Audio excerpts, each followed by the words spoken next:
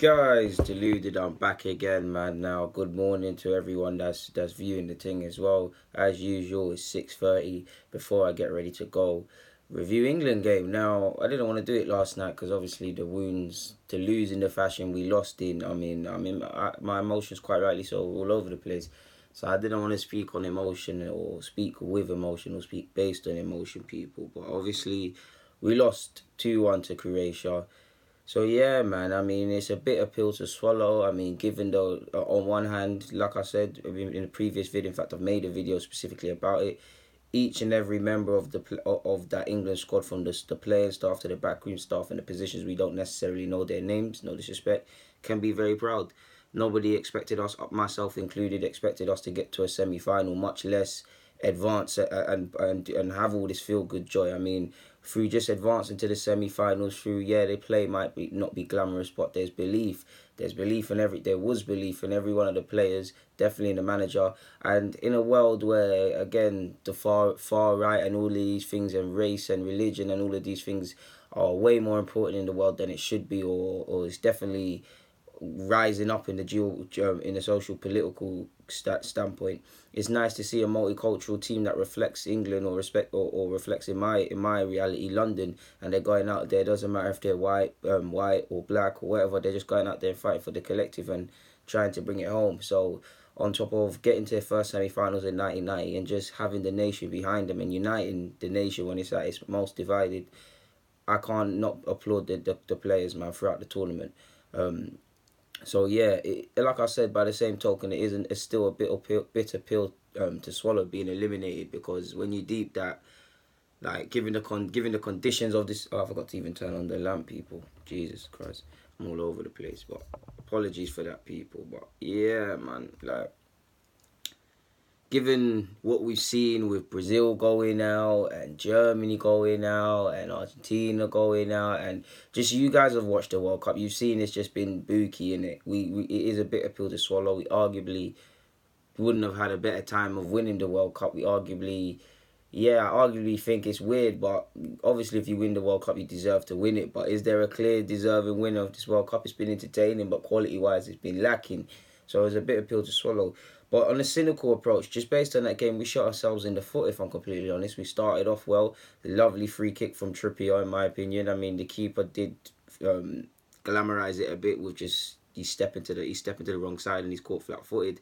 But yeah, the big reason for losing that game, we didn't take our chances, and ultimately game management cost us. And probably, if I'm harsh and being cynical, Southgate bottled some substitutions. What I mean by that is, we went ahead. It was great. Harry Kane, I don't want to dig him out for not performing in the knockout stages. I've been very disappointed with him since we've left the likes of Panama and Tunisia that he was stat paddling against. He's not really shown up in the knockout stages. But I don't want to get onto him because he scored some important goals throughout this tournament. He had a lovely chance he had about 2 chances to score, clear cut, I'd say. Definitely one where he either has to score that as a typical Kane finish, or square to Sterling. If that was any other player, they'd be painted all over national papers. And I must admit, at times it is hard listening to the commentators because they're just forced to praise for Kane. So yeah, on the topic of Kane, I did think he was isolated because you saw him having to drop deep. On one hand, yeah, you could say Kane's doing that his own accord, trying to be a number 10. You don't need him there. But the service, I did think we played nervous, like especially the back four. There was some nerve, 3, whatever, 5, whatever you want to class it as. I did feel there was nerves throughout the whole game between them. Maguire, Stones, 2 of the best ball playing centre-halves this country has to offer. They stopped doing that. When pressed by Croatia, they were forced long. Obviously, if you're pressed by any side, eventually you have to go long, but it was just coming back to us. And I did think that played to the lack of fluidity. Dele Ali, I do believe he should have been substituted. You guys know I'm a big Dele Ali fan, but he was atrocious, and I don't know how it works for Spurs, but not for England. There was some cute little touches, but too often they're not losing the possession. Our midfield was anonymous. Henderson was poor, in my opinion, and he was just adding to it. And how Dele Ali didn't get subbed, I don't know. A lot of people have been on Sterling's back and his polarising opinion, like Ozil. I feel he had a good game, but why did he come off? I'll never know. It's probably his best game this tournament, to be fair. I don't know why he didn't come off. The fullbacks, Trippier and Young, before they got tired, they were offering something, but ultimately we didn't take our chances. Kane had an easy one where he should have squared. Lingard again had 2-3 chances, but there was, if I'm only being harsh, there's only one really he should have put in. yeah, we just ultimately didn't take our chances. For me, we stopped playing, we stopped doing what's been helping us this tournament. Set pieces, we still troubled, but we shot ourselves in the foot. Croatia's goal, I can't remember who scored the first one. I thought I saw a foul on Walker, but ref played on. It's 1-1. Obviously, it then went to extra time, and Mandzukic broke our hearts essentially. But like, the concentration levels, especially in the second half towards extra time. I get that you're tired. Evidently, a lot of these players, Southgate hasn't rotated the side too tough. They're gonna be tired in it on the back of some of these men have had a long season where they've been permanent fixtures in their sides. They're gonna get cramped. They're gonna get tired. But the standards were dropping. Players were. I don't want to say players were walking because they wasn't, but we were struggling to get back. We were making silly mistakes. And again, I don't want to attribute anything to Walker, but he was someone that was capable of that. Throughout the whole game, I'd say Croatia managed to game very well. I don't think Rakitic was that good, but my word, Modric, Perisic, and the other winger on the other side were giving us problems. And every time they put a ball in, it looked dangerous. Vasalko had a good game in my opinion. He conned the ref as well with a couple of fouls that were not fouls. Yeah, man, it hurts, bro. Ultimately, but this is what happens. This is the business end of it. We didn't. This is the business end of the tournament. We didn't take care of business. Ultimately, we choked. Nobody expected us to get here, and all of them things. And if you offered a lot of people, myself included, semi-finals, going out in extra time before the World Cup, you would take that. Such was the level of optimism or lack of optimism within the country. Again, because of going out and what's happened and us just playing well and it just being a semi-final, it's a difficult pill to swallow. But I do think we're in the third place playoff. There's some sort of glory, if you can say that.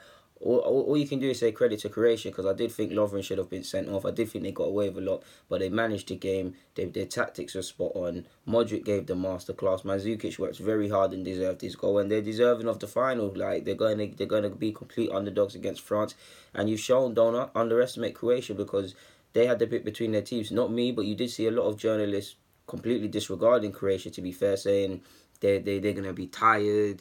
They're not as good technically. Can't see them scoring against England. All of these sort of things. When you have to respect sides, they've got players that are playing for Inter Milan, Barcelona, Real Madrid, and Atletico, and all them things. You have to respect teams.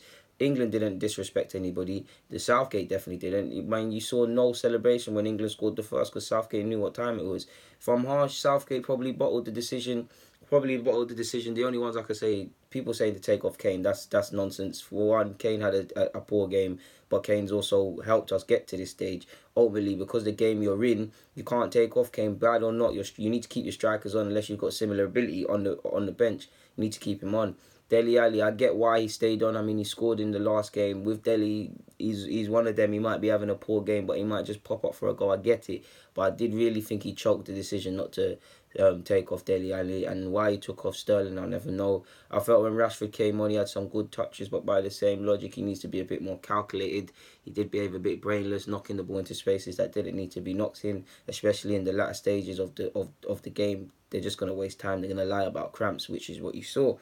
But it's harsh, man. It's harsh. But we've done ourselves a credit, man. Credit to the boys. They should feel no shame. They should feel complete pride. Like I said, these words mean nothing, because it's still a bit of a pill to swallow. Because at the end of the day, we're not in the final, having been so close yet so far. We've kissed it, but we go again for the Euros, man.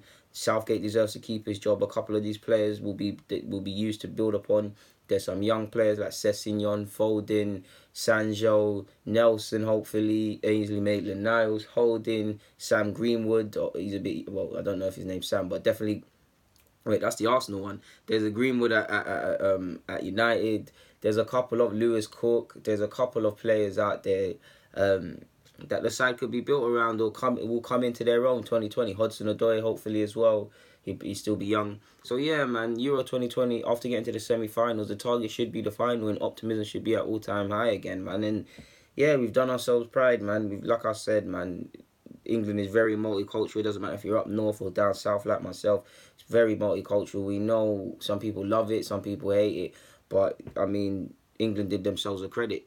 I rate what Southgate's done. We're not the most glamorous of football, when there is ways to improve, but clear way of playing, belief, fight, able to deal with pressure, defending each other on the pitch and off the pitch in the public, good relations if you can have any with the media. There's been a lot of things Southgate's done well, and a lot of people were calling him a joke man and questioning his appointment. Quite rightly so, you're allowed to question appointments, but he's doing his thing, man. It's bittersweet, but he deserves to keep his job, and I feel his stock's gone up, man, because people definitely weren't really rating him as much as they probably are now. If I had to pick out standout performers, you guys know I'm biased to Sterling throughout the whole tournament. Kane, obviously, the top goal scorer. I thought Maguire and Stones were good. Trippier, probably the best player in terms of performing for England, in my opinion. And there were some good other performers here and there, but definitely something's got to be done about the midfield. Like, these midfield options, if I'm harsh, throughout the tournament, it's been poor. That's the only one I could say. Dyer was there when was qualifying, was dropped out. Henderson, I get that he organises and he's a captain without the arms band, but I'm really struggling to see the quality he was offering this tournament. Loftus-Cheek, as much as I like him, he was a bit like Dele Ali, a bit anonymous, a bit didn't know what he's doing or is assured of himself.